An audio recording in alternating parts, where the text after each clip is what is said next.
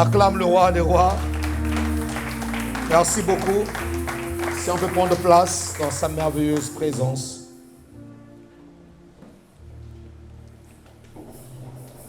Amen. Amen.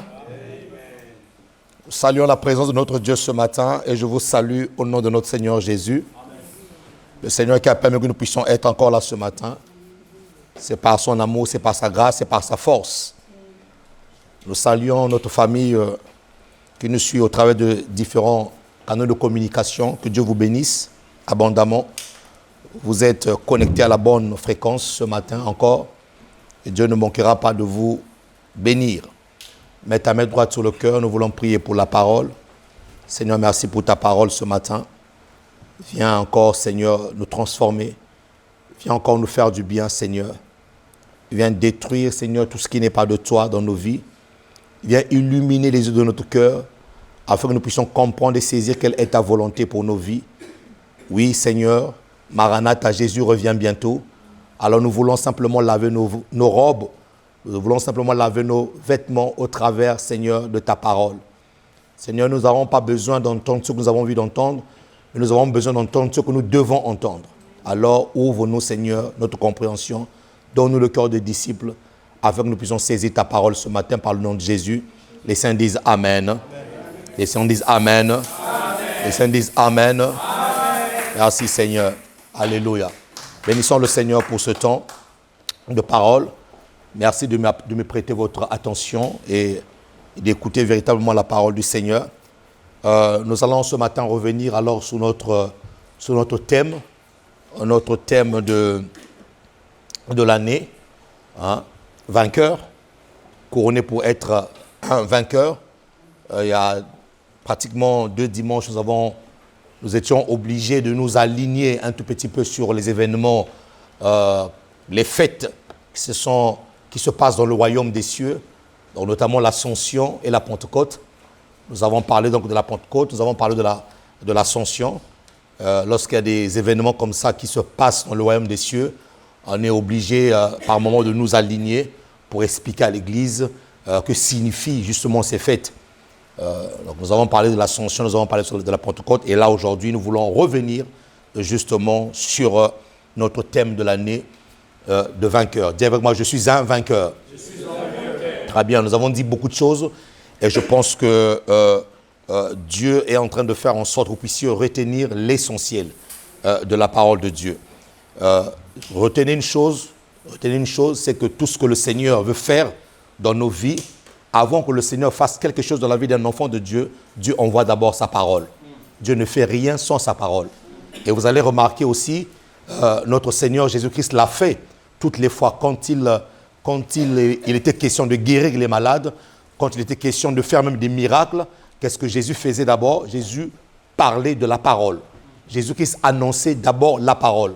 Et après avoir annoncé la parole, qu'est-ce qu'il faisait? Il guérissait les malades. Qu'est-ce qu'il faisait? Il opérait des miracles. Donc la parole est au centre de notre vie chrétienne. Qui me dit Amen? Amen. Alors, nous allons voir les différentes sortes de couronnes qui existent. Parce que vous êtes d'accord avec moi qu'une personne qui est champion au foot, une personne qui est champion en boxe, ces personnes-là reçoivent tous les couronnes, mais toutes les couronnes n'ont pas la même valeur. Qui me dit Amen ici? Amen. Voilà, les efforts consentis par une personne qui s'est entraînée pour le foot ou pour une personne qui s'est entraînée pour la boxe, ces efforts-là ne sont pas pareils. Et donc les couronnes aussi ne sont pas pareils. C'est pour ça que vous allez voir qu'il y a des sports, en termes de sport, si je prends l'exemple justement du sport, il y a des sports qui payent plus que d'autres. Simplement parce que il y a peut-être d'autres restrictions que les uns sont obligés justement de mettre en place pour pouvoir obtenir cette couronne.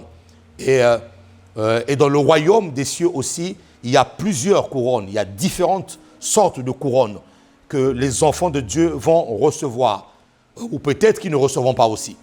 Et donc il est très important pour nous, lorsque nous parlons de vainqueurs, de savoir qu'il y a différentes sortes de couronnes.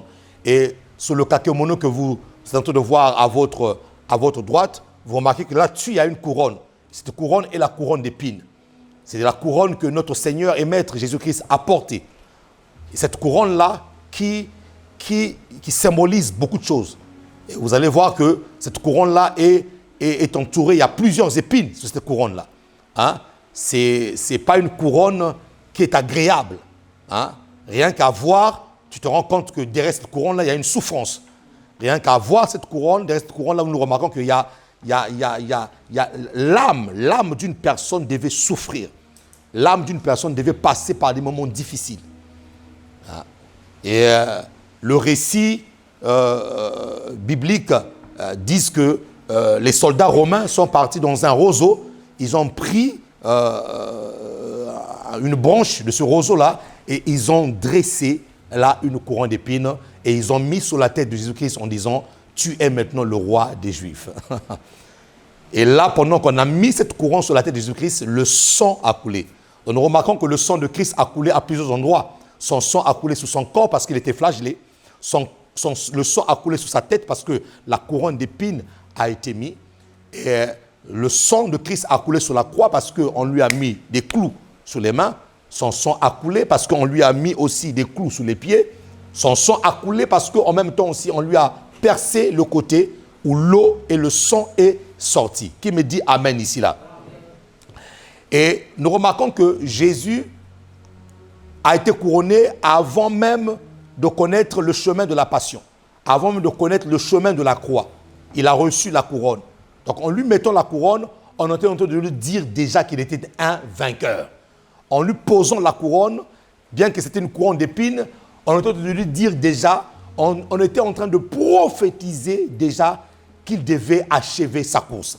On était en train de prophétiser déjà qu'il allait suivre le chemin, la passion, le chemin de la croix jusqu'à aller mourir pour l'humanité tout entière. En lui mettant cette couronne, les Romains croyaient le faire mal, mais les Romains étaient en train de prophétiser. Ils avaient posé là un acte prophétique pour dire à Jésus-Christ, tu vas arriver jusqu'au bout. C'est pour ça que lorsqu'il est chemin faisant, lorsqu'il a eu même à un moment donné du mal à porter sa croix, dans le plan parfait de Dieu, il y a un Africain qui était là, Simon de Cyrène, qui a aidé Jésus-Christ de porter la croix. Est-ce que vous savez que c'est un Africain qui a aidé Jésus-Christ à porter la croix? Est-ce que vous savez que c'est un Africain ou pas? Oui, il venait de l'Éthiopie. Il venait de l'Éthiopie. C'était un Éthiopien qui a aidé Jésus-Christ à porter la croix. Et ensuite, il a repris sa croix pour continuer. Ça veut dire aussi que, si je veux une parenthèse prophétique, ça veut dire que l'Afrique a un grand rôle à jouer dans l'évangélisation du monde. Donc il ne faut pas que les Africains se s'estiment, non. Le simple fait que ce soit un Africain qui soit là pour aider Jésus-Christ à porter la croix, c'était un signe prophétique. Au fait, Dieu est en train de montrer aussi à l'humanité que l'Afrique va jouer, dans le concert des nations, l'Afrique va jouer un rôle dans l'évangélisation mondiale. C'est pour ça qu'on ne doit pas se sous-estimer. Il me dit Amen. Et vous allez même remarquer que la plupart des pays dans le monde entier, ceux qui prient beaucoup, c'est même les Africains qui prient beaucoup. Amen. Alors, la couronne de Jésus a été prophétique. Avant même qu'il puisse terminer sa mission, avant même qu'il soit cloué, on lui a mis une couronne. C'est ainsi que ce matin, je peux prophétiser sur ta vie en disant qu'il y a une couronne qui est mise sur toi et tu achèveras ta course au nom de Christ. Tu achèveras ta course. Il y a déjà une couronne prophétique sur ta tête. Donc, peu importe ce que tu dois, peu importe ce que tu peux vivre, peu importe les souffrances, peu importe ce que tu peux connaître, l'adversité, souviens-toi d'une chose, que sur ta tête, il y a une couronne. La couronne des vainqueurs. Est-ce que tu peux acclamer comme un vainqueur ce matin?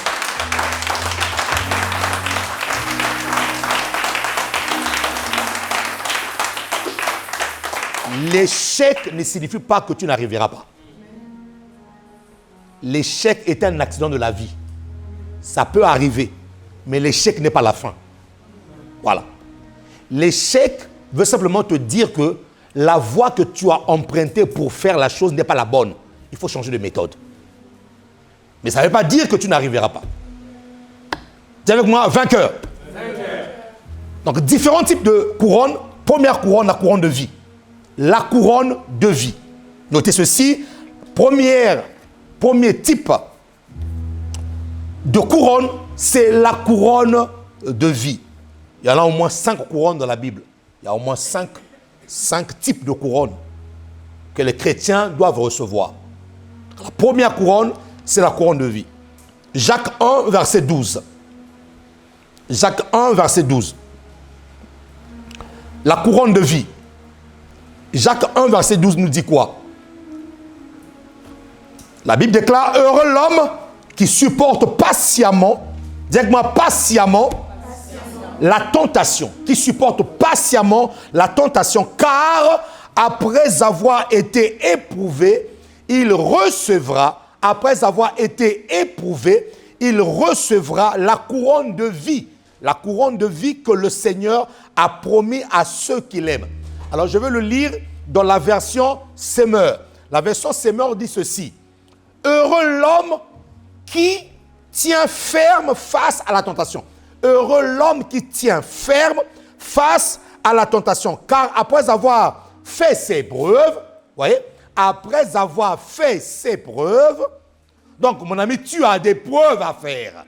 Après avoir fait ses preuves, il recevra la couronne du vainqueur, la vie. Et ce que j'aime dans la version Semeur, c'est qu'on dit, il recevra la couronne de vainqueur. 2 points.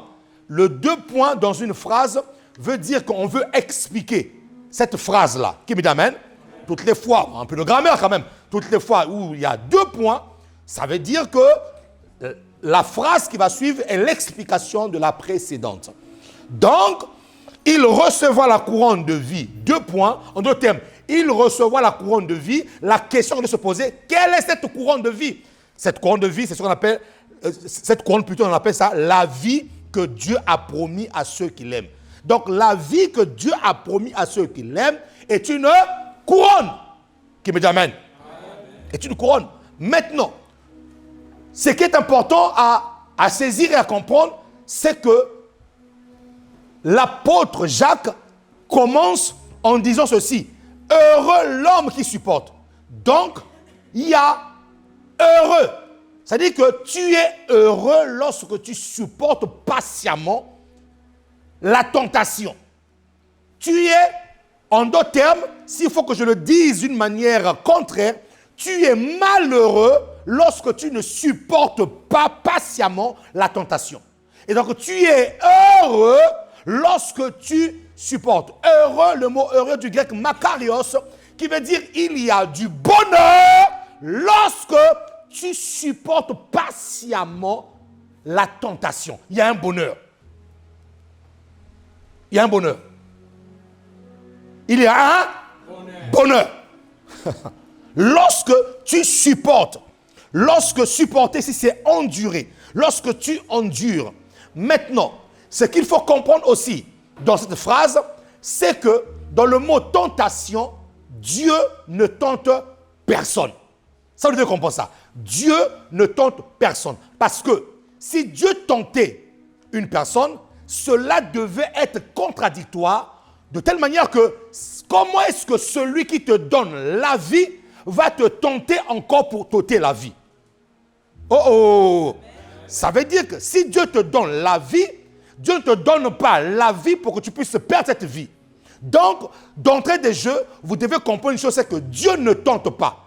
Dieu met à l'épreuve, mais il ne tente pas. Dieu va éprouver ta foi.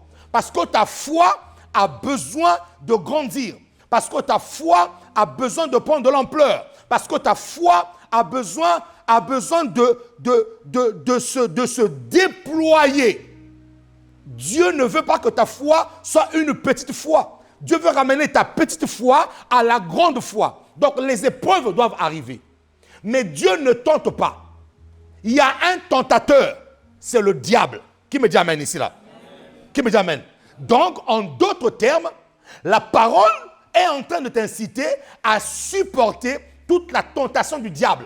Lorsque le diable arrive, lorsqu'il t'inflige des combats, lorsqu'il t'inflige des tentations, la Bible déclare que tu es heureux lorsque tu les supportes.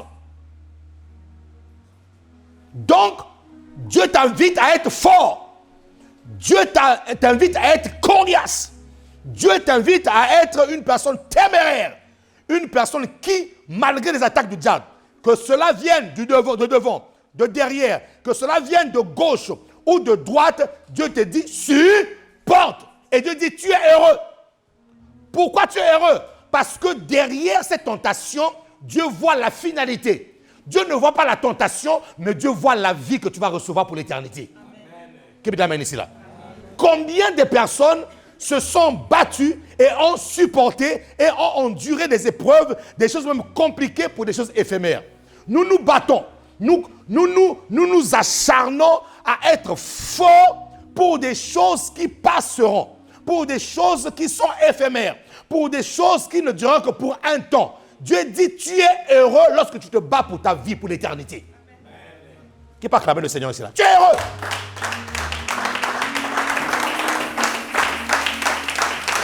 Alléluia.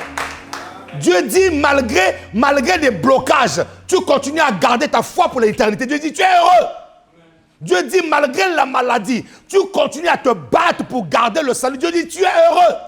Dieu dit, tu es heureux même si tout le monde a abandonné la foi. Toi, tu restes la seule personne à côté. Dieu dit, tu es heureux. Tu dois supporter. Dieu dit, tu es heureux même si tu as été rejeté. Dieu dit, tu es heureux lorsque tu supportes ces choses-là.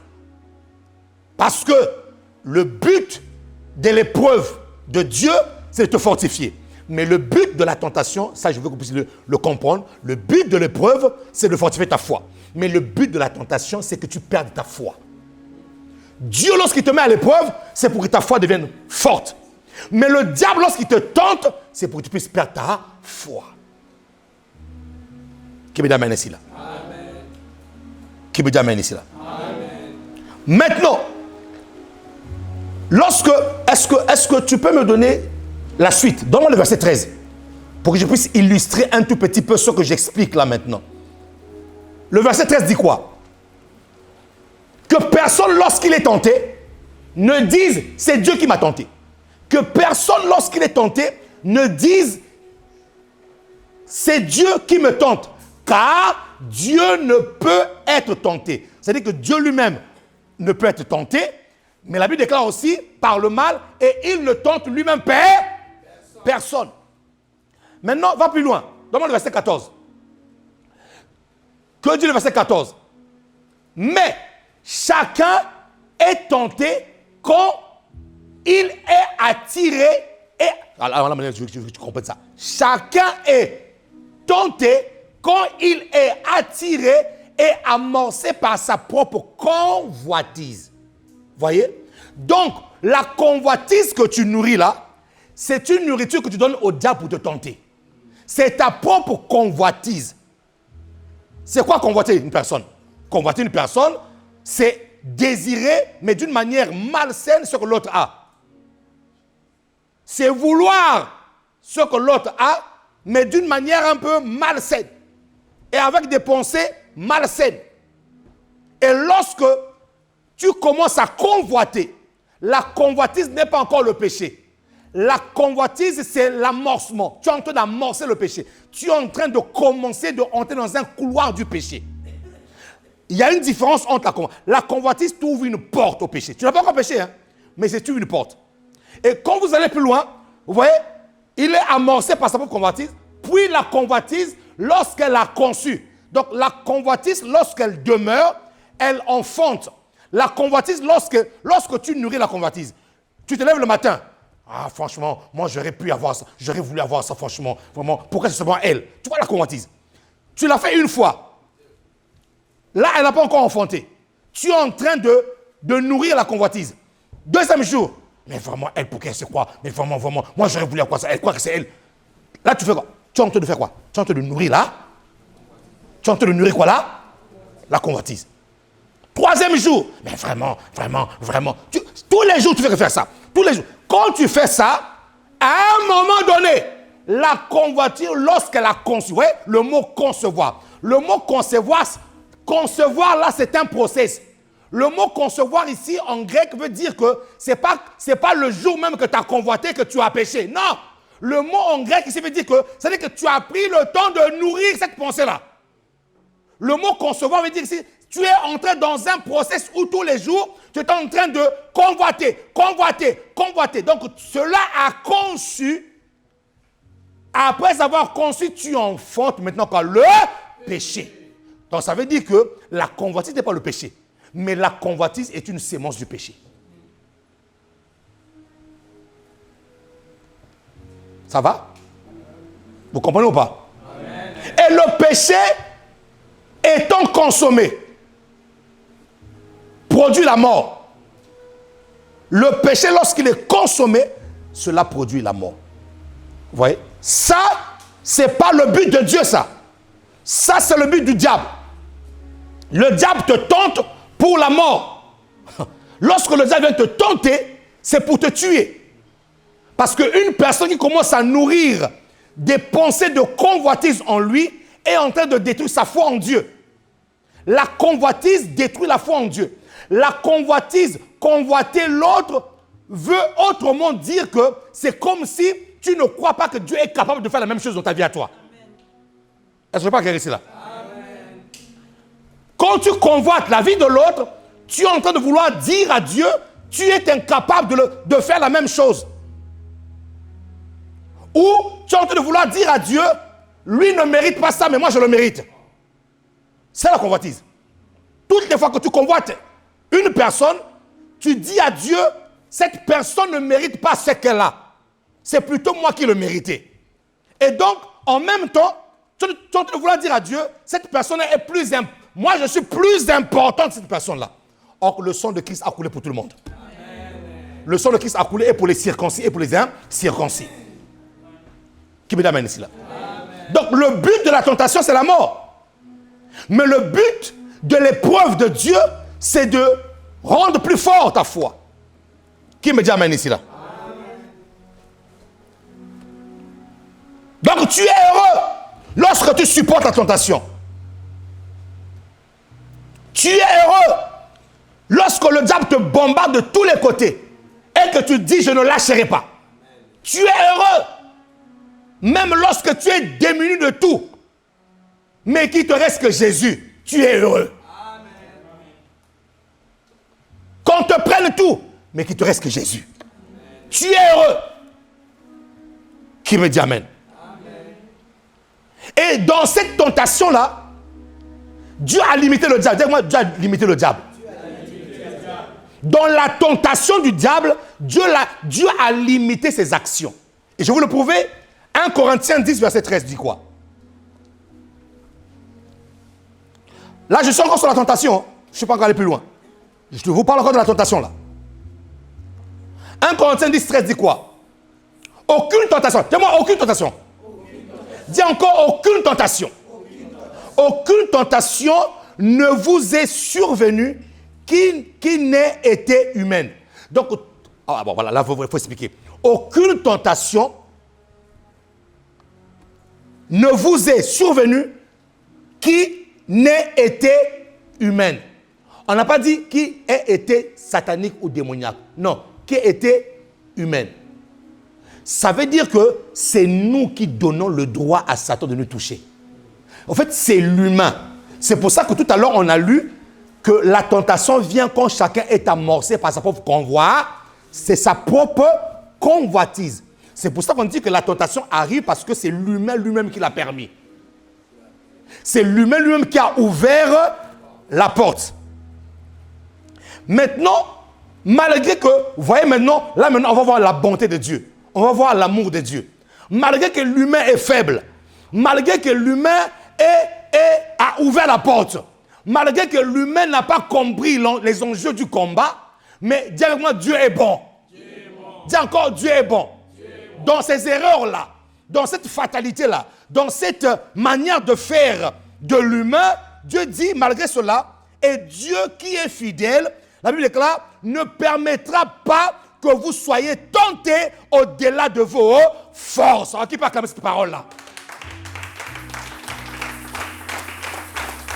Dieu ne permettra pas que tu puisses être tenté au-delà de ta force.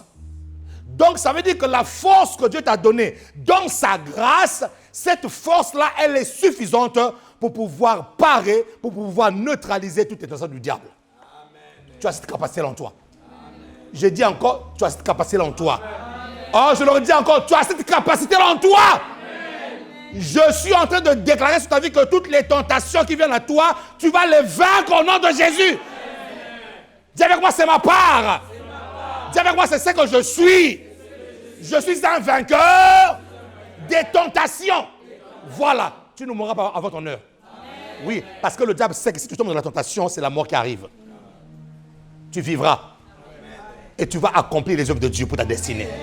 Oui, oui, oui, oui, oui. Même si tu as pris des retards, à 60 ans, à 70 ans, Dieu va te donner de la vitesse. Amen. Comme le père Abraham, à 100 ans, il y a eu Isaac. Que cette grâce-là tombe sur ta vie maintenant, Jésus de Nazareth. Voilà. Abraham est mort après avoir accompli les desseins de Dieu pour sa vie. C'était quoi ces desseins? Il devait enfanter au travers d'Isaac une génération. Toi aussi, tu ne mourras pas. Donc la tentation qui était envoyée sur ta vie et qui était destinée à te déstabiliser, cette tentation-là tombe aujourd'hui au nom de Jésus de Nazareth. Tu es au-dessus de la tentation. Qui me dit amen ici là? Qui me dit amen ici là? Ta chair va souffrir, certes, mais ton esprit sera libre. Amen. Acclame le Seigneur, acclame le Seigneur. Acclame le Seigneur. Oui, mon ami. Dieu a limité le champ. Voyez l'amour de Dieu. Voyez l'amour de Dieu. Ça veut dire que tout ce que Dieu fait, c'est pour nous, mon ami. Dieu a limité même la tentation. Il a dit, aucune tentation ne sera au-dessus de toi. Aucune tentation ne va dépasser tes forces. Donc ça veut dire que lorsqu'il y a une tentation, oh mon ami, je veux que tu le revoies maintenant différemment. Ça veut dire que toutes les tentations qui se présentent à toi, tu es la personne qu'il faut pour vaincre cette tentation-là. Voilà, ce n'est pas ton voisin, c'est ni ton voisin, c'est ni ton père, c'est même pas ton père spirituel, c'est même pas ta mère spirituelle. Si une tentation se présente devant toi, ça veut dire que mets-toi en tête que la force m'a été donnée pour vaincre ça. Amen. Et quand tu commences à être conscient de ça, tu commences à aborder les tentations différemment. Parce que je suis conscient qu'il y a une force, il y a une mesure de force qui m'a été donnée pour vaincre la tentation. Amen.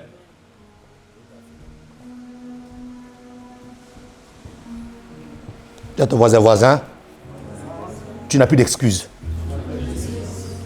Ne viens pas dire au pasteur, pasteur, la chair était faible. Non, l'esprit est bien dit, disposé.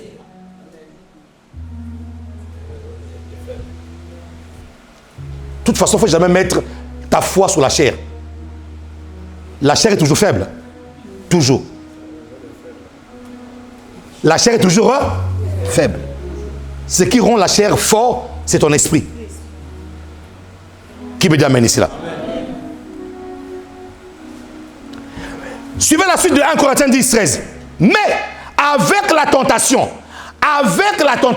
donc avec cette tentation qui arrive devant ta porte, la Bible déclare ceci, il préparera aussi le moyen d'en sortir, afin que vous puissiez la supporter. Donc Dieu a fait en sorte que les humains, que nous sommes enfants de Dieu, que nous puissions supporter la tentation. Non seulement il ne permet pas que la tentation puisse dépasser les forces que tu as ou la force que tu as, mais en même temps, Dieu ferait une issue de sortie. Dieu ferait une porte de sortie contre la tentation. Dis-moi, je suis heureux. Lorsque je supporte patiemment la tentation. Maintenant, allons plus loin. La Bible ne nous dit pas seulement de supporter, mais la Bible, est-ce que tu peux me remettre un peu le verset de Jacques 1,12?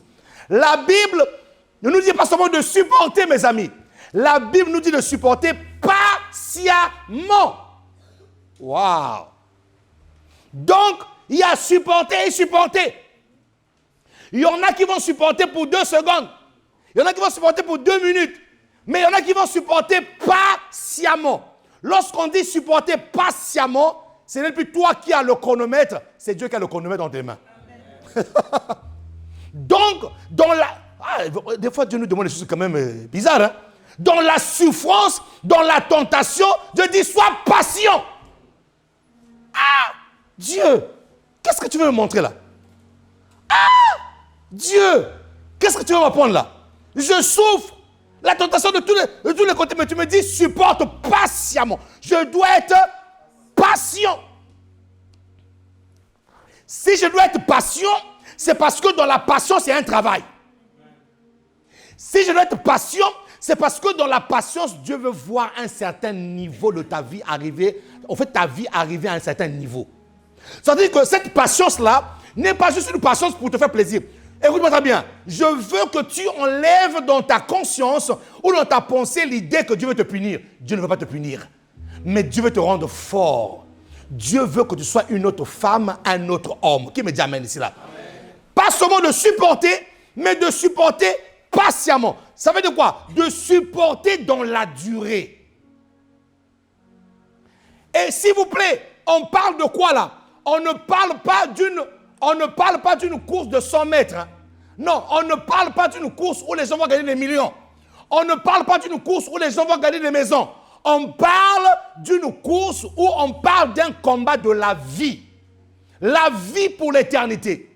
Si nous avons la capacité d'être patient pour avoir un mariage, être patient pour avoir une maison, être patient pour avoir de l'argent, à combien plus forte raison ne serons-nous pas patients pour avoir la vie éternelle?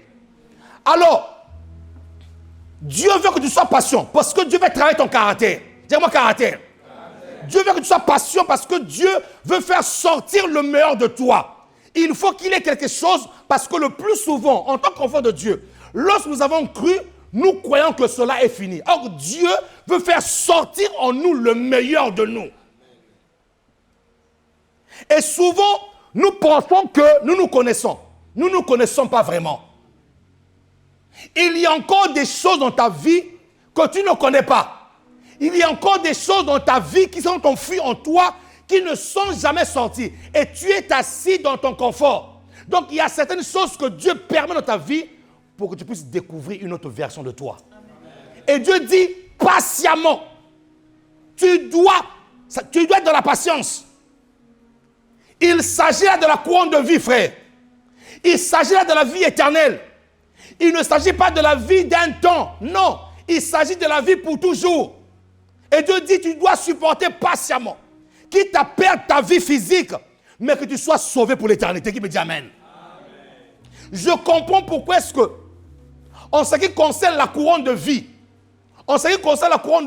la Bible déclare, si ton œil est pour toi une occasion de chute, enlève cet œil-là. Vaut mieux pour toi entrer avec un seul œil dans le royaume que d'avoir des deux yeux et louper le ciel. Ça veut dire qu'il y a un chemin que ton corps où tes passions charnelles doivent passer si tu veux hériter la couronne de vie.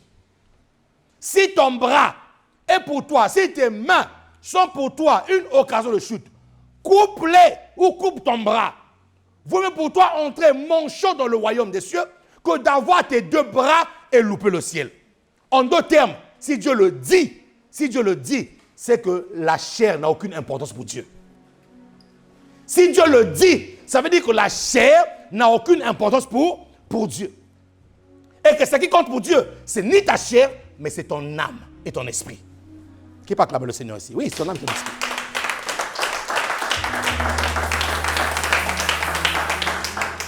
Donc, il faut supporter, mais il faut supporter patiemment. Pourquoi patiemment? Donne-moi Jacques. Repars encore dans Jacques. Alors là, je vais te faire balader. Nous sommes dans Jacques là. Voilà, donne-moi le verset 3 de Jacques. Et suivez ce que dit la Bible. Facile là, c'est bon. C'est bon, laisse comme ça, s'il te plaît. Tu me déconcentres quand tu fais des tours comme ça. Donne-moi Jacques 1, 3. Suivez. Jacques 1, 3 dit quoi? Sachant que l'épreuve de votre foi produit quoi? Aidez-moi à prêcher, s'il vous plaît. Aidez-moi à prêcher. Sachant que l'épreuve de votre foi produit quoi? La patience. L'épreuve de la foi produit la patience. Maintenant, va plus loin. On va voir ce que la patience fait. Dis avec moi, supportez patiemment. Dis encore, supportez patiemment. Maintenant, allons plus loin. La Bible déclare que, mais, il faut que, s'il y a un mais là, ça veut dire qu'il faut faire attention. L'épreuve de la foi produit quoi? La patience. Mais il faut, mais, dis-moi, mais. Les mais là veulent bien attirer ton attention. Ça veut dire qu'il faut que maintenant, la patience accomplisse parfaitement son œuvre afin que vous soyez parfaits et accomplis sans faillir en rien. Afin que vous soyez parfaits. Ça veut dire complet. Quand on dit parfait, ça veut dire quoi? Selon le caractère de Christ. Selon la nature de Dieu. La perfection ici, là, est dit pour des chrétiens, pour des enfants de Dieu qui vont adopter, qui vont accepter, qui vont travailler la nature de Dieu en eux. Aussi longtemps que la nature de Dieu n'est pas établie en toi, Dieu dit, supporte.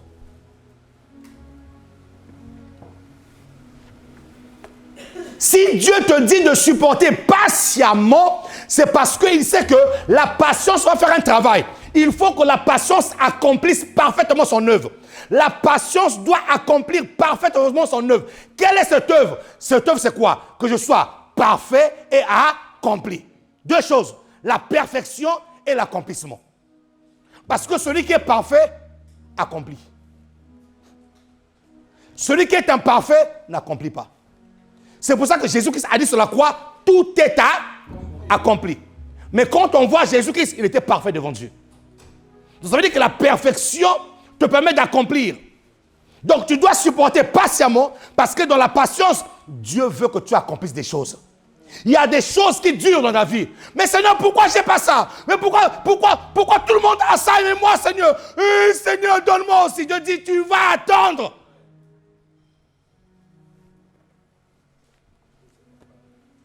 Écoutez-moi très bien. Il y a certaines choses que vous n'obtenez pas encore de Dieu. Maintenant, ce n'est pas parce que tu as péché. Il y en a qui disent, Seigneur, il y en a qui font des prières du genre, Seigneur, montre-moi là où j'ai péché. Non, tu n'as pas péché. C'est que la patience n'a pas fini de faire son travail. La patience n'a pas produit une personne parfaite. La patience n'a pas produit une personne accomplie. Alors Dieu dit, tu vas attendre. Il faut que la patience fasse son œuvre. Tu dois supporter la tentation d'une manière patiente. Parce que dans la patience, il y a l'accomplissement et la perfection. Oui, mon ami. Ça, on appelle ça la sagesse. Donc, il y a des choses dans ta vie, quand tu ne les remarques pas encore, commence à dire à Dieu, Seigneur, dis-moi un peu, cette patience-là, c'est quoi le but de cette patience-là? Qu'est-ce que tu veux m'apprendre là-dedans? Une personne sage va commencer à prier comme ça. Qu'est-ce que tu veux m'apprendre dans cette patience-là? Est-ce qu'il y a des choses que tu as encore, qui sont encore en moi, qui ne t'honorent pas? Seigneur, est-ce qu'il y a des choses que tu veux enlever? Parce que le but de la patience, nous avons vu, c'est la perfection et l'accomplissement. Donc, je dois être un homme complet devant Dieu. Je dois être un homme, une femme parfaite devant Dieu. Ça veut dire que si tu ne me donnes pas encore ça, si je n'ai pas encore ça, ça veut dire qu'il y a des choses encore en moi qui ne te glorifient pas et tu veux que la patience puisse faire encore son travail.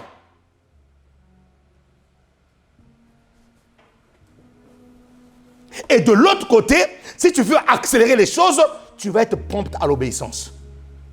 De l'autre côté, si tu veux activer, si tu veux ramener l'accélération de ta vie, tu vas être prompt à l'obéissance. C'est ton obéissance qui va réduire le travail de la patience. Une personne qui est prompte à obéir, le travail, oh Seigneur merci, le travail que la patience allait faire dans ta vie, au fait ton obéissance l'a déjà fait. Au fait, l'obéissance, quand tu obéis, tu accélères le travail que la patience allait faire. Ah mon ami. Quand tu obéis promptement, tu accélères le travail que la patience allait faire. Quand tu n'obéis pas promptement, Dieu dit tu resteras là jusqu'à ce que la patience te rende parfait et accompli. Je ne sais pas si vous comprenez ce que je veux dire. C'est clair, hein? Donc, en fait, c'est dans mon obéissance. En fait, c'est mon obéissance qui fera que même là où je vais être patient, Dieu dit non, comme tu as déjà obéi, c'est bon, prends. Mais quand je désobéis, quand je suis en lutte avec Dieu, vous savez, il y a des gens qui sont en lutte avec Dieu. Dieu dit pas ça, lui dit ça. Dieu dit pas ça, lui dit non, non Seigneur, c'est ça. Il y en a même qui disent à Dieu, Seigneur, je connais plus que toi. Seigneur, tu n'as rien à m'apprendre, je connais plus que toi. Dieu dit, je veux te montrer que je connais plus que toi. Il faut que la patience puisse accomplir parfaitement son œuvre dans ta vie. Dis-moi, Seigneur, aide-moi à être prompte à l'obéissance. Parce que l'obéissance, quand tu entres dans l'obéissance, tu accélères le processus. Quand tu entres dans l'obéissance, tu ne passeras plus par ces moments-là où tu entres là-dedans parce que tu as obéi. Regardez Abraham. Abraham, dès qu'il a entendu la voix de Dieu, il a obéi tout de suite. Donc, il n'était pas en train de lutter avec Dieu. Non, dans sa foi, il a obéi. Parce que dans la foi, il y a l'obéissance. Dès qu'il a entendu, il a obéi. Hein? C'est pour ça que l'apôtre Paul dit, mais vous êtes devenus lents à croire. Lents à croire. Vous êtes devenus lents à croire. L'obéissance active les choses. L'obéissance te ramène tout de suite à un autre palier. L'obéissance accélère les choses dans ta vie, tout de suite. Mais quand tu n'obéis pas, tu te dis, bon, en fait, il faut que je brise un caractère. Parce que là où tu vas là, il y a des choses que tu vas avoir, n'est-ce pas? Maintenant, le caractère que tu as là ne correspond pas à ce que tu vas avoir. Alors, puisque tu n'obéis pas, je vais envoyer la patience. Il faut que la patience travaille en toi. Tu dois attendre jusqu'à ce que ce caractère soit brisé. Tu dois attendre à ce que tu deviennes parfait et accompli. Parfait et accompli. Une question. Qui veut accélérer sa vie ici là? Qui veut accélérer sa vie? Amen. Soyez prompt à l'obéissance. L'obéissance fera que Dieu sait que tu as compris. Une personne qui obéit, Dieu sait que tu as compris. Alléluia. Maintenant, suis. Redonne 12. Parce que nous sommes dans 12. Nous sommes dans Jacques 1, 12. Heureux l'homme qui supporte patiemment la tentation, car après avoir été éprouvé, après avoir passé par ces épreuves-là, la Bible dit, il recevra la couronne. Il recevra. Le mot recevoir ici, vous le savez, du grec lambano, qui veut dire prendre avec, qui veut dire, il y a deux mots grecs pour expliquer recevoir. Deux mots grecs pour recevoir le mot recevoir. Pour expliquer plutôt le mot recevoir. Il y a lambano et dekomai. Dekomai se dit en grec pour une personne qui a invité, pour quelqu'un qui a invité une personne chez lui et qui l'accueille. Le mot dekomai veut dire accueillir une personne. Quelqu'un qui vient sonner, je t'accueille chez moi. Mais cette personne-là n'a pas vocation de rester, n'est-ce pas? Elle est venue plutôt te rendre simplement visite. Tu vas servir cette personne, tu vas parler à cette personne, là tu es en train de décomailler. Je l'ai accueilli chez moi, mais après la personne partira. Maintenant, il y a un autre mot pour expliquer recevoir en grec, c'est lambano. Lambano veut dire, ou katalambano, veut dire quoi? Veut dire, je n'attends pas la personne de venir, mais moi-même je veux chercher la personne. C'est pour ça que le mot lambano veut dire saisir, le prendre de force et partir avec. Donc le mot recevoir ici là, ah mon Dieu, je veux que tu puisses comprendre ça. Le mot recevoir ici là en grec, lorsqu'il faut recevoir la couronne de vie, il ne faut pas décomailler. Parce que décomailler, c'est que j'attends que la couronne arrive. Non, non, non, non. Pour recevoir la couronne de vie, il faut lambano ou katalambano. Ça veut dire quoi? Tu dois être violent. La Bible déclare ceci. Depuis le temps de Jean-Baptiste jusqu'à présent, le royaume des cieux est forcé. Ce sont des violents qui s'en emparent. Tu dois être, frère, la vie est tellement bizarre, compliquée, tellement de guerres, tellement des injures, des gens qui ne t'aiment pas. Pour garder la vie, frère, tu dois katalambano. Et je peux regarder cela. Il y a des matins où tu te lèves, tu n'as même pas envie de sortir. Tu as des cafards dans la tête. Tu as l'impression que la vie devient bizarre. Il y en a même qui sont prêts au suicide. C'est-à-dire, la vie n'est pas facile. Et c'est pour ça que Dieu dit, ici, là, tu ne dois pas décomailler la couronne de vie, mais tu dois lambaner la couronne de vie. Tu dois être violent, tu dois être furieuse, tu dois taire les démons, la maladie, toutes les adversités qui arrivent devant toi, frère. Tu ne dois pas les faire cadeau. En deux termes, Dieu dit ceci, tu dois être un guerrier, une guerrière. Ah!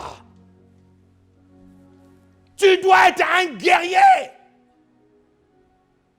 Tu vas au travail. Frère, tu rentres dans ton travail, je l'ai dit la dernière fois, tu rentres dans ton travail, il y en a qui te regardent, ils t'injurient, ils ne viennent même pas te voir, ils te saluent même pas. Tu ne sais même pas qu'est-ce que tu l'as fait. La vie est bizarre, mon ami.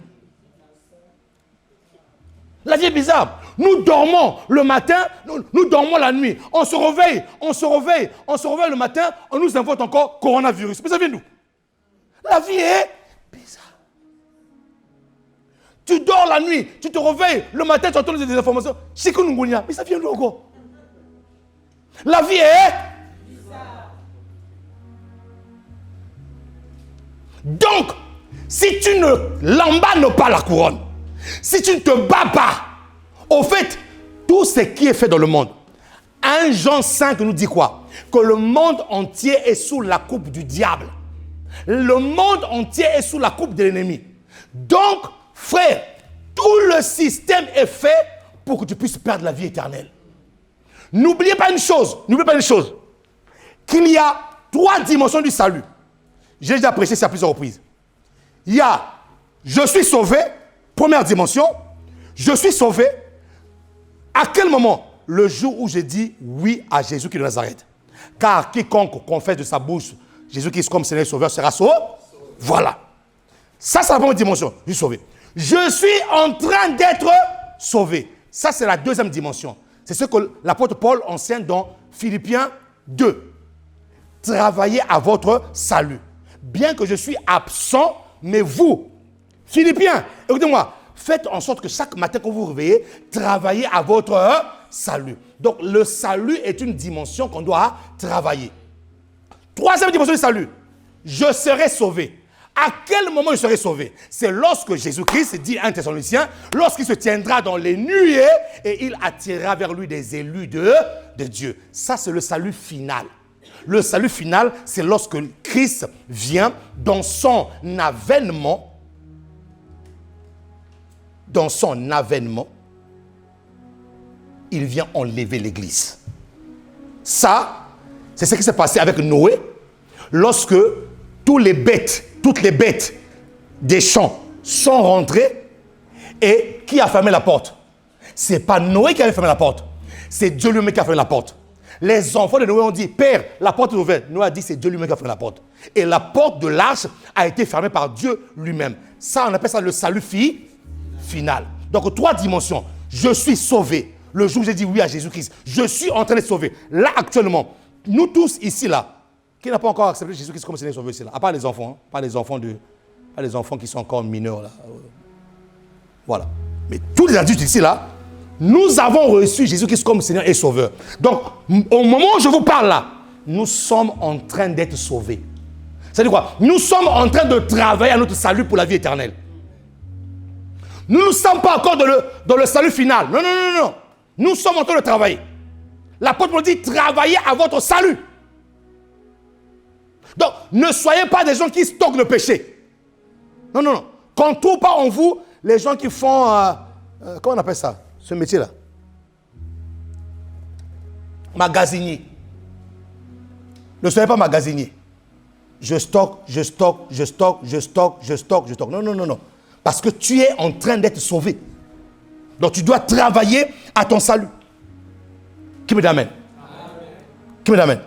Donc, puisque je travaille à mon salut, le mot pour recevoir la couronne n'est pas décomaille. Ça doit être lambano. Je dois aller chercher ma couronne, frère. C'est pour ça que j'ai souvent dit aux gens, joue avec moi surtout. Mais en ce qui concerne mon éternité, je deviens comme un lion rugissant. Je ne comprends pas aujourd'hui, mes amis, des chrétiens qui deviennent légers concernant leur vie éternelle. Qui deviennent légers. Au fait, quand on voit comment les gens soignent leur vie éternelle, soignent leur éternité de ton vivant. Écoutez-moi très bien. Le jour où tu fermes les yeux, c'est terminé.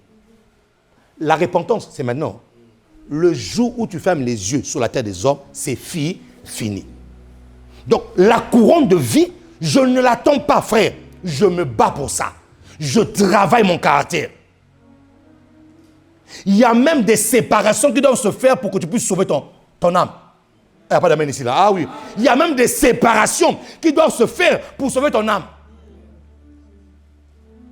Parce que l'âme, c'est le domaine des sentiments et des émotions. De fois, on est trop attaché. Ah, mais si je le quitte, je le quitte. Quand on prend la vie éternelle, et quand on voit ta relation là, qui n'aboutit à nulle part. Quand on met ça dans la balance, frère, comment tu peux comparer ta relation, ta relation qui mène nulle part, ou bien qui va t'emmener en enfer, et la vie éternelle que Dieu t'a donnée? Comment tu peux comparer la relation qui te détruit, la relation qui te ramène dans la drogue, la relation qui te ramène dans l'alcool, la relation qui te ramène dans l'impudicité? Toi, tu préfères cette relation-là que la relation avec Dieu qui t'amène à l'éternité. Dis-moi, il n'y a pas photo, il n'y a pas photo, il n'y a pas photo. Il n'y a pas photo. Et vous voyez des gens attachés aux personnes qui vont les ramener en enfer. Frère, s'il faut te séparer, je me séparerai de toi. Oh! S'il faut que je veux me séparer de toi proprement et bien. Tu ne seras jamais mon ennemi. Mais le jour où je te croise dans la rue, ça va, tu vas bien. Oh, que Dieu te bénisse. Mais toi et moi, sur la même table, nada.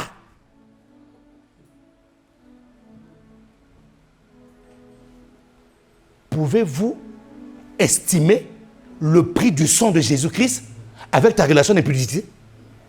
Pouvez-vous estimer le prix du sang d'un jeune homme de 33 ans qui n'a rien demandé, qui a demandé que de sauver l'humanité?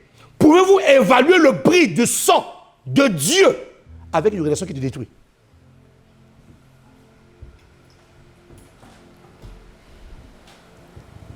C'est pour ça que la couronne de vie, on doit la recevoir.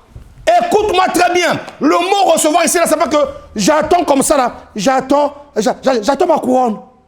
J'attends ma couronne. Couronne, viens, je t'attends. Non, non, non. Le mot recevoir ne veut pas dire j'attends. Le mot recevoir veut dire je veux l'arracher. Mon ami, la couronne de vie, l'éternité s'arrache. L'éternité nous a été donnée comme un don, mais puisque nous sommes dans un monde rempli de loups, je dois arracher l'éternité.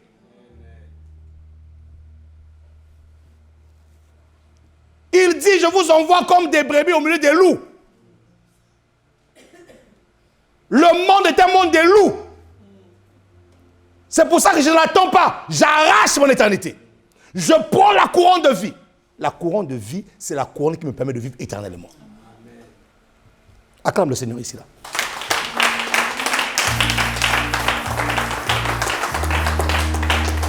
Salut des nations. Salut. Sauvé. Sozo. Salut des nations. Ethnos. Ethnos. Dieu, Jésus-Christ est venu sauver toutes les nations, toutes les ethnos, toutes les catégories des personnes. C'est pour ça que le salut là, toi qui es dans cette église là, dès l'instant que tu ferais cette église là, tu ne dois pas jouer avec ça. Ce mot là, il ne faut jamais jouer avec ça. Salut là.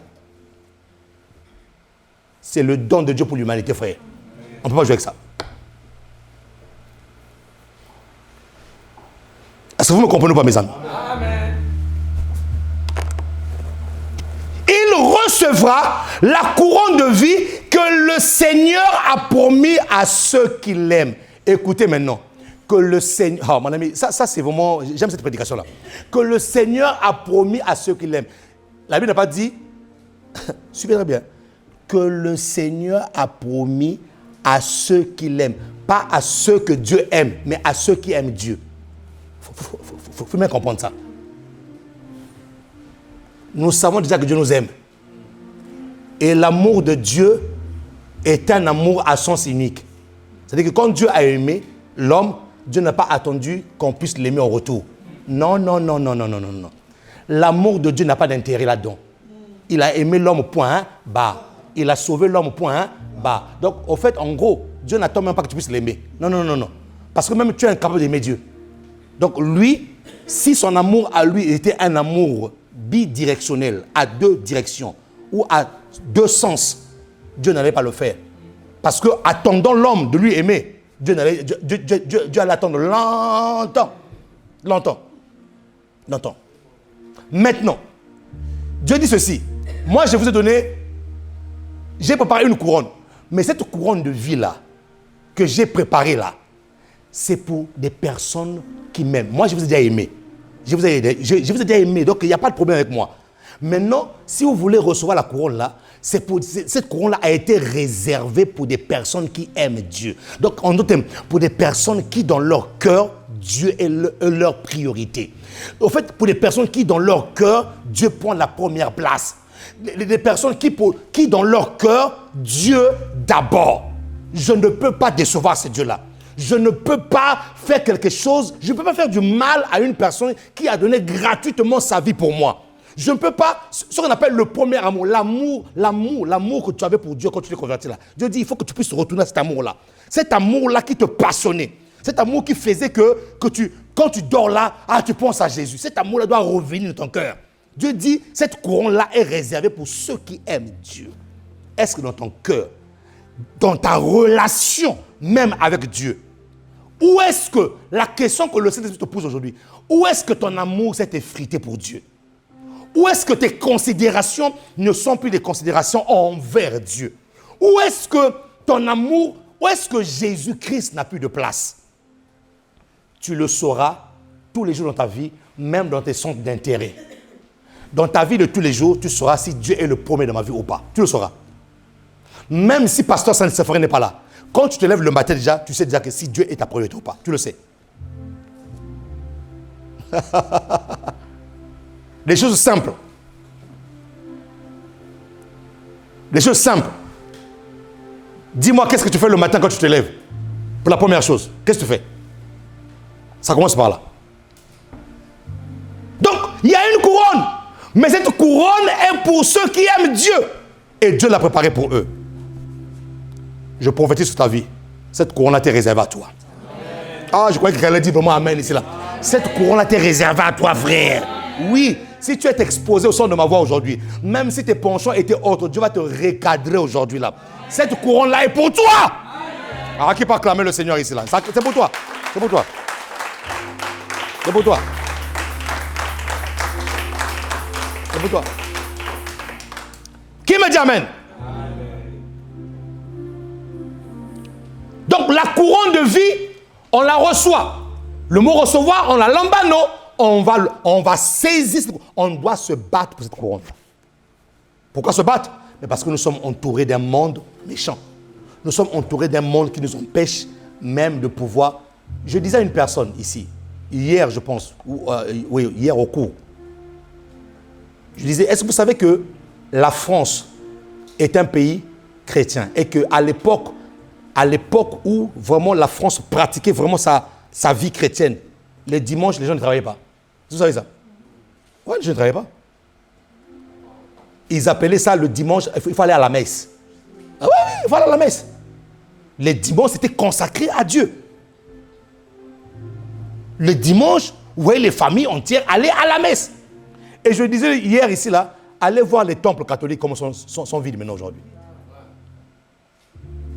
Et j'expliquais que les temples catholiques maintenant actuellement sont souvent utilisés, bon, en tout cas pas partout, hein, mais ce que j'ai remarqué, surtout ici en Europe, c'est souvent utilisé pour des morts. Lorsqu'une personne est morte, on la ramène et le prêtre fait.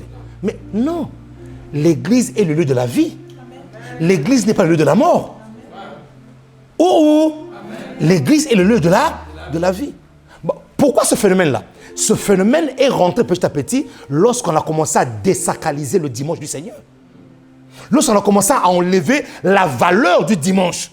La valeur où Dieu a dit, il travailla 6 jours et le 7e jour, il se reposa. Le sabbat de Dieu. Le 1/10 de Dieu qu'on donne dans le temps pour dire au Seigneur, ah Seigneur, nous avons couru toute la semaine, mais dimanche, c'est pour toi. C'est le jour où Dieu dit, vous allez vous souvenir que Dieu a créé le monde. C'est le jour de l'adoration. Et ce dimanche, normalement, tout le monde devait être dans la joie, dans l'enthousiasme de savoir que non, on est samedi, demain c'est dimanche. Et non, frère, même l'engouement, il n'y en a pas. Dans la personne, tellement il a dansé pendant toute la nuit, de la boîte de nuit, il a torturé son corps avec des pas bizarres. Donc, il a dormi. Et même pour se réveiller le matin, c'est compliqué.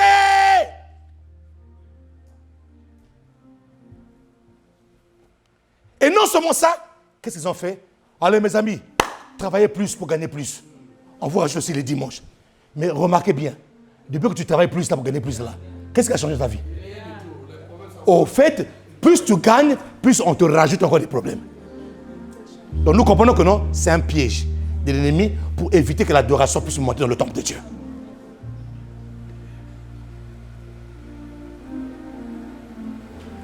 Travaille plus pour gagner plus. Allez, on y va. On te tue ta santé. Le problème, ce n'est pas de travailler plus pour gagner plus. Tu as un problème de gestion. Parce qu'il y en a qui gagnent 1000 euros mais qui vivent super bien. Parce qu'ils veulent vivre à la hauteur de leurs moyens. Toi, tu gagnes 1000 euros. Pourquoi tu veux vivre comme une personne qui gagne 6000 euros?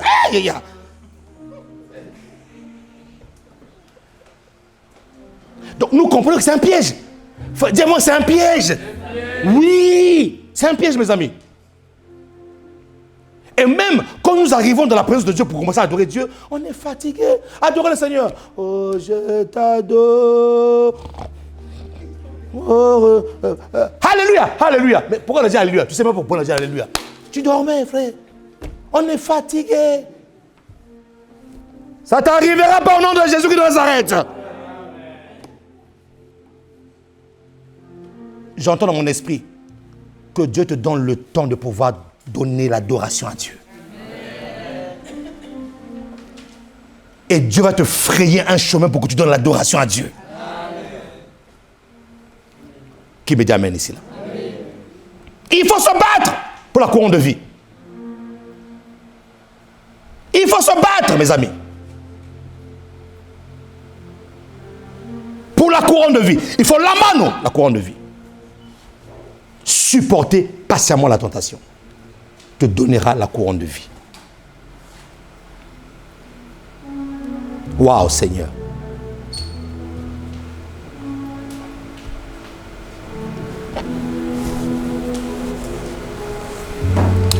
Donne-moi Apocalypse 2, verset 10.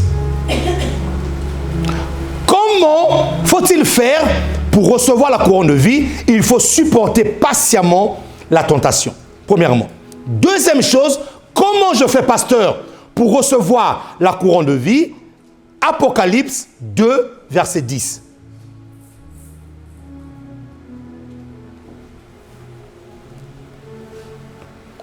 Apocalypse 2, verset 10. Ne crains pas ce que tu vas souffrir. Ne craignez pas, Église, ce que vous allez souffrir. Ne craignez pas ça. Dit la parole de Dieu. Voici, le diable jettera quelques-uns de vous en prison, afin que vous soyez éprouvés. Et vous aurez une tribulation de 10 jours.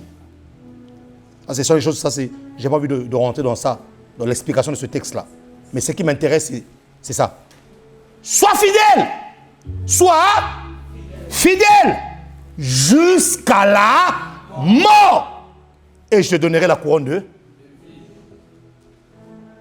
Acclame la parole du Seigneur.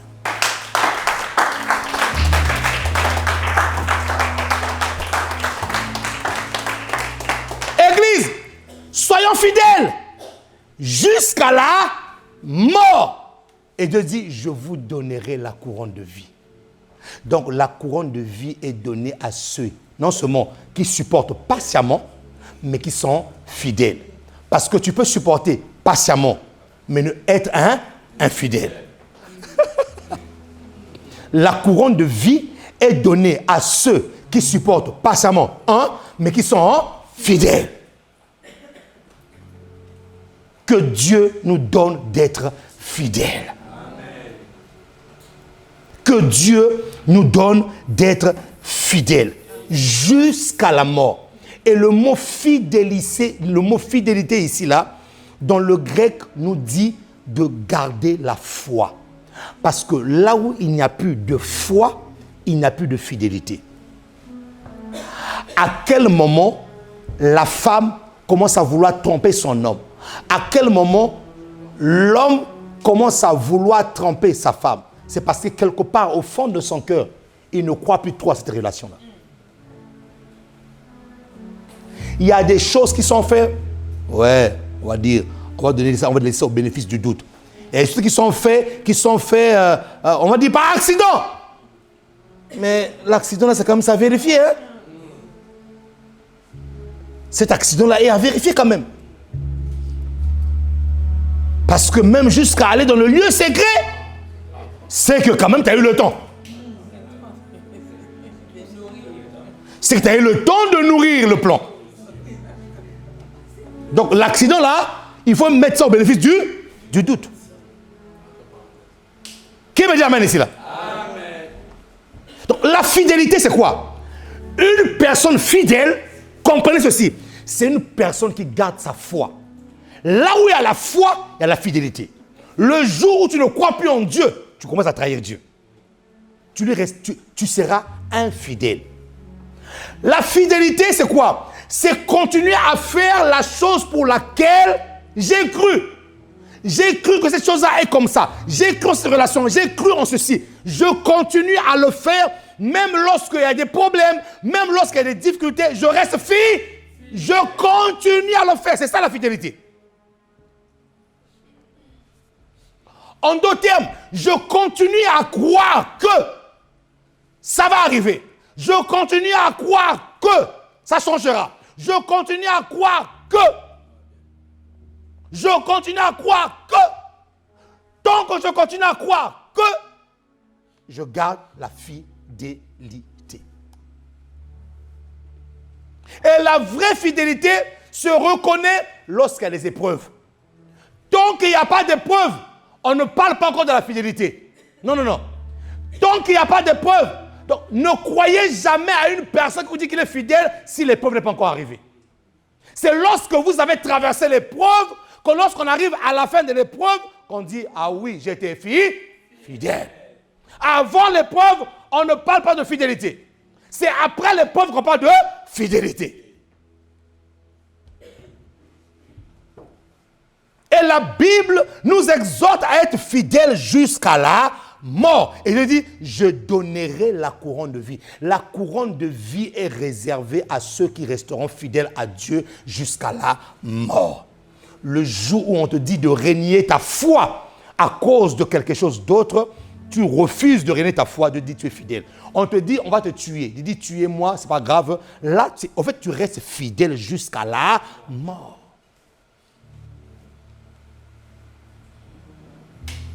Est-ce qu'il y a des gens ici là qui sont prêts à être fidèles jusqu'à la mort? Amen. Est-ce que tu diras le même amen le jour où on va te pointer l'arme? Amen. Ah oui, mes amis. Hein? Hey, le jour où on te dit, bon, maintenant, hey, toi là, choisis maintenant. Ça s'est passé en Union soviétique à l'époque de l'URSS. Ou à l'époque, le réveil. Le réveil avait sonné en URSS. Le gouvernement ne voulait pas, les chrétiens, ne voulait pas le groupement de réveil. Qu'est-ce que les gens faisaient? Les gens partaient prier dans leur cave, partaient prier dans leur parking, en dessous là-bas, à cause de leur foi. Alors, un jour, les renseignements généraux ont su qu'il y avait un groupe de personnes qui priaient dans une cave là-bas. Ils ont envoyé les militaires aller arrêter les gens. Frère, on ne t'a jamais arrêté pour ta foi. C'est pour ça que quand tu dis amen, il faut bien dire amen là. On ne t'a jamais arrêté pour ta foi. Au Pakistan, en Orient, en Inde, il y en a qui meurent à cause de leur foi. Toi, personne ne t'empêche de venir à l'église. Hein. C'est juste ta fatigue qui t'empêche de venir à l'église. Là-bas, les gens ont besoin de se réunir. Les gens ont besoin d'aller à l'église. Mais ils ne peuvent pas. On te voit en train de traverser la rue avec ta Bible. On te prend, on te matraque bien comme il faut. Toi, tu as des métros, tu as des bus, tu as tout. Tu as tout. Personne ne te dérange. Et là, ce jour-là, les militaires descendent dans la cave. Ils trouvent un groupe de chrétiens de prier. Ils disent, mais vous faites quoi ici là? Ne savez-vous pas que c'est interdit de faire ces groupements-là des chrétiens dans le pays? C'est un décret qui a été signé. Vous savez pas. Alors, ils ont pointé l'arme. Ils ont dit, toutes les personnes qui veulent régner leur foi, vous régnez votre foi là, vous sortez. Si vous ne régnez pas votre foi, on vous tue tout de suite là. Ah, c'est là, il y a chrétien. Hein? Le pauvre dit, j'ai régné Jésus. Je l'ai régné. Toi, sors. L'autre aussi, ah, non. Moi, je n'ai jamais connu. Jésus, je n'ai jamais connu. En fait, c'est eux qui m'ont embarqué dans ça.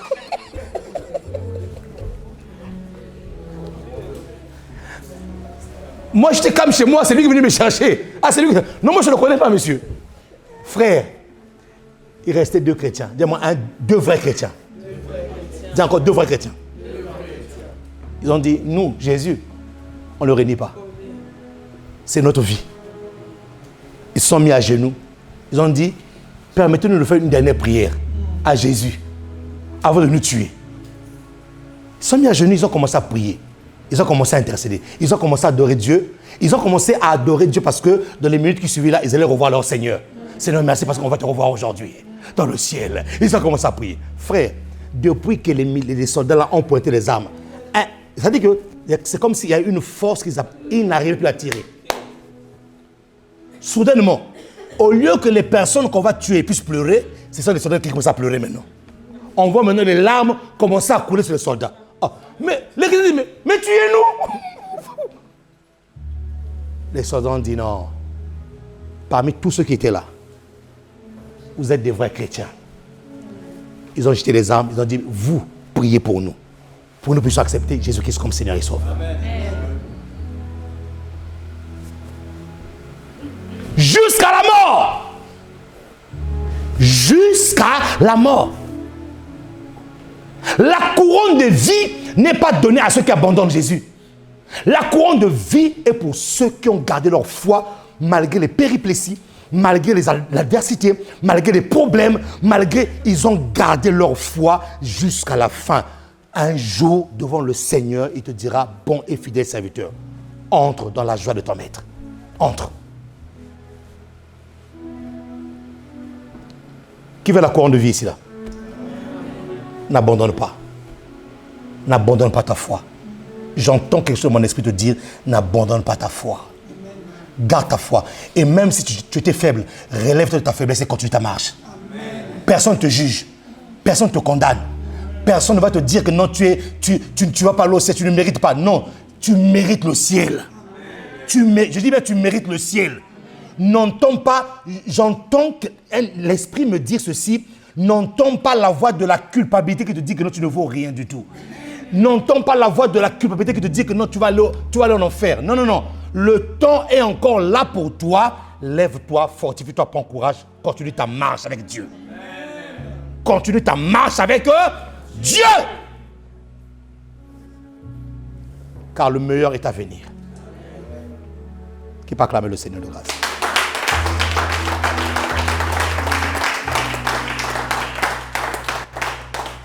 Alléluia. Amen. Donc, je termine avec ceci. Il y a une différence. Donc, 2 choses on a vu. On a vu 2 choses. Pour obtenir la couronne de vie, il faut faire quoi? Il faut supporter patiemment la tentation. 1. 2, il faut faire quoi? Il faut faire quoi? Il faut être fidèle jusqu'à la mort. Quitte à rester seul. Reste seul. Et c'est là où nous comprenons que, pour terminer, il y a une différence entre la vie et la couronne de vie. La vie, c'est ce que Dieu te donne gratuitement. Mais la couronne de vie, tu dois te battre pour l'avoir. La vie t'est donnée gratuitement. Pour la vie, tu ne te bats pas. Il faut juste mettre ta foi pour recevoir la vie. Mais la couronne de vie, il faut te battre pour l'avoir. Et cette couronne de vie est encore protégée jusqu'à présent. Personne n'a pas encore pris la couronne de vie. Non, non, non, personne. La couronne de vie est prophétique. C'est quelque chose que nous allons recevoir après.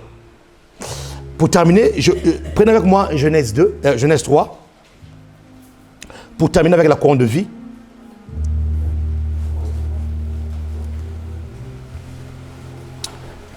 Regardez ce qui se passe dans Genèse 3.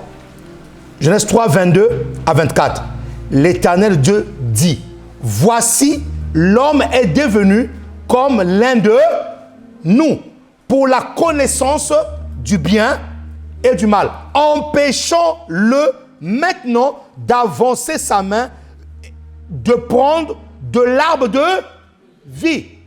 De prendre de l'arbre de vie, d'en manger et de vivre éternellement. Et l'Éternel Dieu le chassa du jardin d'Éden pour qu'il cultivât la terre d'où il avait été pris. Verset 24, c'est ainsi qu'il chassa Adam et il mit, suivez très bien, et il mit à l'orient du jardin d'Éden les chérubins qui agitaient une épée flamboyante pour garder le chemin de l'arbre le chemin de l'arbre de vie est encore gardé jusqu'à présent. L'arbre de vie est réservé pour la fin. C'est pour ça qu'Apocalypse dit à celui qui vaincra, je lui donnerai à manger de l'arbre de vie qui est dans le jardin de Dieu. Il y avait 2 arbres dans le jardin. L'arbre de la connaissance du bien et du mal, ce que l'homme a mangé, c'est ce qui fait aujourd'hui qu'on puisse avoir des dégâts. C'est une connaissance qui en même temps fait du mal. Vous voyez? On a fait la voiture, ça fait du bien non pour se déplacer, mais ça peut aussi te tuer. C'est ça l'arbre de la connaissance du bien. Donc en fait, la connaissance qui fait en même temps le bien et c'est un couteau à double tranchant. Vous voyez? Le bien, oui, on a des voitures, on a des choses, tout ce que l'homme a fait, l'industrie, voilà. L'industrie aujourd'hui nous bénit, n'est-ce pas? Mais c'est cette même industrie-là qui fait aujourd'hui que la couche d'ozone est en train d'être touchée avec les gaz à effet de serre, qui est en train de détruire la couche d'ozone. Aujourd'hui, il fait de plus en plus chaud qu'auparavant à cause de la destruction de la couche d'ozone. Et les prévisions montrent que dans les années à venir, frère, oh my God, j'espère que tu vas me prendre avant. Il aura une chaleur, oui, c'est prévu, hein, il aura une chaleur, une telle chaleur dans le monde, parce qu'en même temps, les gaz à effet de serre sont en train de fondre les glaciers qui sont en Antarctique. Les glaciers qui font qu'aujourd'hui, que la température soit un peu... Ces glaciers-là sont en train de fondre. Et comme ces glaciers sont en train de fondre, la chaleur, en plus de la couche d'ozone, cette couche protectrice qui permet de filtrer les rayons du soleil pour qu'on puisse avoir, qu'on puisse être bien. Cette couche-là est en train d'être neutralisée complètement. Donc, les années qui viennent, il fera de plus en plus chaud. Oui, il fera de plus en plus chaud. Alors, s'il fait de plus en plus chaud, mes amis, c'est déjà cette canicule-là, les gens sont en train de suffoquer. La question que je pose alors, la chaleur de l'enfer, ça, c'est comment? Si déjà avec cette chaleur-là, les gens... Mais là-bas, je ferme la parenthèse. Vous comprenez, mes amis? Vous comprenez ce que je viens de dire ou pas? Vous comprenez ce que je dis ou pas? Et donc, qu'est-ce qui se passe? Ce qui se passe, c'est que ces arbres-là, l'homme a mangé la connaissance, l'arbre de la connaissance du bien et du mal. D'accord? Il fait ses trucs, il évolue, il détruit le monde, il détruit la terre. Voilà. Quelqu'un m'a posé la question de savoir, pasteur, si Dieu existait, pourquoi est-ce que la terre aujourd'hui est la méchanceté? Mais Dieu n'a rien à voir avec ça. Dieu a mis les principes. Dieu a mis des règles. Si l'homme commence à enfreindre aux règles, quel est le problème de Dieu là-dedans? Oh, si Dieu existait, pourquoi des guerres? Si Dieu existait, pourquoi les familles? Est-ce que c'est Dieu qui a dit que la famille soit? Oui, ça c'est des vraies questions qu'il faut traiter. Des personnes qui sont dans l'incrédulité, qui ne veulent pas accepter Jésus-Christ. Parce que Dieu, s'il y a des guerres, c'est Dieu. On met tout dans Dieu parce que Dieu est une poubelle. Non! Là où les règles sont en frein, c'est l'anarchie. Là où les règles sont en frein, c'est le désordre. Là où les règles sont en frein, c'est le chaos. C'est ce que l'homme est en train de vivre maintenant. Donc, il mange l'arbre. En mangeant l'arbre, l'homme a en lui maintenant ce qu'on appelle le péché. La nature du diable en lui. Ça, c'est le péché. Maintenant, à côté, il y a ce qu'on appelle l'arbre de vie. Il y avait 2 arbres. L'arbre de la connaissance du bien et du mal et l'arbre de vie. L'arbre de vie, c'est l'arbre de la vie éternelle. C'est l'arbre que, le fruit là, quand tu manges ça, alors ne me pose pas la question de savoir si c'est une mangue, si c'est je ne sais pas. Si c'est une pomme, ne me posez pas la question. Ça, il faut poser ça à Dieu là-bas. Je ne sais pas de quoi il s'agit. Mais ce qui est sûr, c'est que quand tu manges le fruit de cet arbre-là, tu as la vie pour toujours. Alors, qu'est-ce que Dieu fait? Puisque l'homme a péché, pour ne pas que le péché puisse vivre éternellement, qu'est-ce que Dieu a fait? il a pris les chérubins protecteurs, il a barré la route qui mène au chemin de l'arbre de la vie. Parce que Dieu savait que le péché était rentré dans l'homme. Si l'homme avait mangé l'arbre de vie éternellement, ça veut dire que la vie qui est dans l'arbre allait rendre le péché éternel. Oh mon Dieu! La vie qui est dans l'arbre là allait rendre le péché éternel. C'est pour ça que Dieu a fermé le chemin qui mène à l'arbre de vie. Pour que Jésus-Christ vienne, qu'il détruise d'abord le péché. Et cet arbre de vie là maintenant, Apocalypse reprend ça pour dire, si tu réussis à vaincre les péripéties de la vie, les problèmes de la vie, cet arbre là t'est réservé à celui qui va vaincre. Qui me dit amen ici là? Amen. Je prophétise sur ta vie, tu mangeras le fruit de cet arbre là. Amen.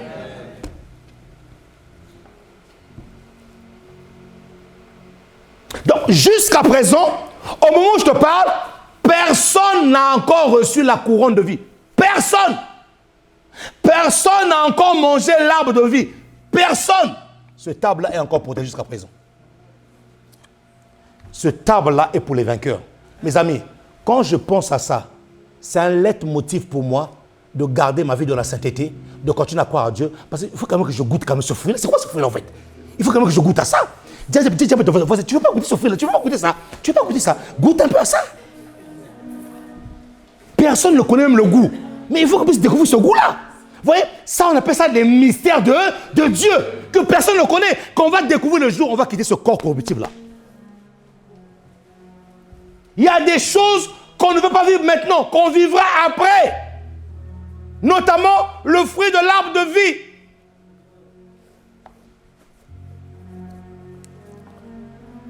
Donc, faisons en sorte d'avoir la vie et de recevoir la couronne de vie. Faisons en sorte de nous battre. Et telle est ma prière aujourd'hui. Nous tous ici, et ceux qui vous entendez, nous allons tous être sauvés pour l'éternité. Je ne veux pas que le jour où Pasteur Symphorien va prendre le fruit de l'arbre de vie, que je sorte de monter, que tu me poses la question de savoir, Pasteur, dis-moi, ça a quel goût? Mais je te dis ça comment? Quel goût? Il faut goûter pour savoir. Je ne peux pas te dire. Et oui, parce qu'il y a des gens qui vont demander.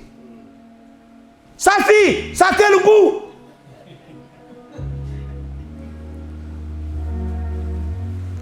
Comme Lazare et le riche. Le riche dit, Lazare, s'il te plaît, va dire à mes frères d'écouter les prédications parce que là, moi je suis en enfer, ça chauffe ici là. Et je suis sûr aussi que le jour où on va goûter l'arbre de vie, ça ne fait rien, dis-moi, ça a quel goût? Alors, pour éviter ça là, toi-même sois là ce jour-là. Et je déclare sur ta vie que tu seras là ce jour-là. Ah, lève-toi, acclame le Seigneur, lève-toi, acclame le Seigneur, lève-toi, acclame le Seigneur. Lève-toi, acclame Jésus, acclame Jésus, acclame Jésus. Acclame Jésus. Oui, tu seras là ce jour-là, mon ami. Tu seras là ce jour-là. Tu seras là ce jour-là. Avec ton assiette, je ne sais pas si on mangera ce fruit avec les couteaux et une fourchette. Tu seras en train de couper et maintenant savourant le fruit de l'arbre de vie. Eh oui, je le crois. Je le crois, frère. Je le crois. Et je prie Dieu, aussi longtemps que tu es sous ma direction, sous mon onction, je prie Dieu que tu loues par le ciel. La couronne de vie te sera donnée. Il y a une prière que je fais souvent à Dieu. Il y a une prière. Je vais te livrer l'aide de mes secrets, comment je prie, deux fois pour toi. Deux fois, je dis à Dieu, Seigneur, si c'est ça qui va le perdre, ou si c'est ça qui va la perdre, Seigneur, bloque cette chose-là. Je préfère que cette personne puisse recevoir la vie éternelle, que ce soit plus de... Oui, des fois, je prie comme ça.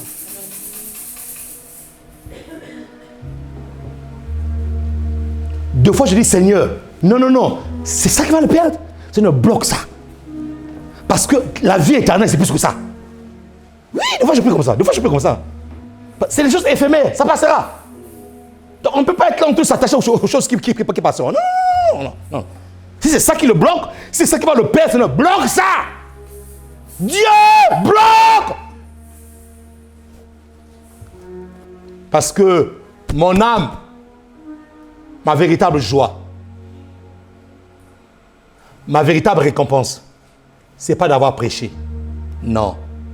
C'est que mes prédications ont montré la voie aux gens d'aller au ciel. Frère, ça c'est ma vraie récompense. Ce n'est pas d'avoir prêché. Prêcher, tout le monde peut prêcher. mais de faire en sorte que ma prédication a montré la voie aux gens. Que non, non, on a entendu cet homme-là prêcher, voici la voie du ciel est là. Oui, mon frère. Ma prédication, ce n'est même pas pour les biens matériels d'abord. Non, non, non, non. Bien que les biens matériels soient nécessaires pour nous. Mais ce n'est pas d'abord ça. Ma vraie prédication et mon vrai souci, c'est le ciel, frère. C'est le ciel. Garde tes mains levées. Père, chacun d'entre nous ici, là, nous allons recevoir cette couronne. Je déclare, en tant que l'ange que tu as établi dans cette église, chacun ici recevra la couronne. Je le crois fermement. Seigneur, de force ou de gré, de la capacité que tu as de t'assujetter toutes choses. Seigneur, quitte à nous forcer, Seigneur, contrains-nous à entrer dans le royaume. Contrains-nous, Père, nous te prions à entrer dans cette vie-là, cette vie pour toujours. Si quelqu'un ici prenait un chemin, le chemin de la perdition, Père, je te prie, par le nom de Jésus-Christ, remets cette personne sur le chemin de la vie éternelle. Je le déclare ainsi. Si quelqu'un ici, le diable, était en train de le tourmenter pour que la personne puisse oublier le chemin de Dieu, Père, je te prie maintenant, par le nom puissant de Jésus, le Christ de Nazareth, fais en sorte que cette personne-là puisse retrouver le chemin de la vie. Enlève autour de nous toutes les épines qui nous empêchent de voir la réalité et la vérité de Christ en nous. Père, je te fais cette prière en tant que ton serviteur et ton fils. S'il te plaît, exauce-moi. Exauce-moi, ô Père, que personne ici qui a été exposé au son de ma voix ne puisse louper le ciel. Parce qu'il y a une couronne de vie qui nous est réservée. Que chacun d'entre nous ici là, puisse avoir la force nécessaire de lutter contre l'adversité autour de soi pour pouvoir hériter le royaume. Au nom de Jésus, les saints disent Amen. Et les saints acclament le Seigneur.